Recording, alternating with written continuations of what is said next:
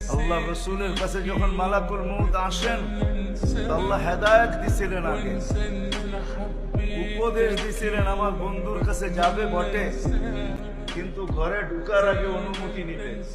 অনুমতি নিলে ঢুকবে, নাইলে ফিরত চলে আসবে। আয়েশা অনুমতি নিছেন।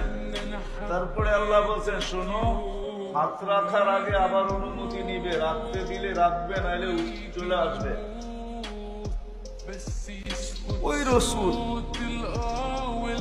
ওই রসুল সাল্লাল্লাহু আলাইহি ওয়াসাল্লাম ওনাকে পর্যন্ত নিয়ে গেছেন।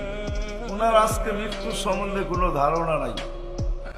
যখন আল্লাহ ওনার উপরে মৃত্যুর যাতনা ঢালবেন, তুমি একটা চিৎকার দিবে, চিৎকার, আর বলবে বিইজ্জাতিকা ওয়া জালালিক ওয়া উলুবি মাকানিক।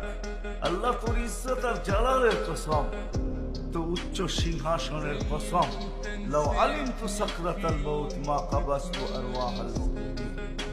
মৃত্যু সম্বন্ধে যদি কিঞ্চিত ধারণা আমার থাকতো, কোন মুমিন মুসলমানকে আমি এরকম কষ্ট দিয়ে নিয়ে আসতাম।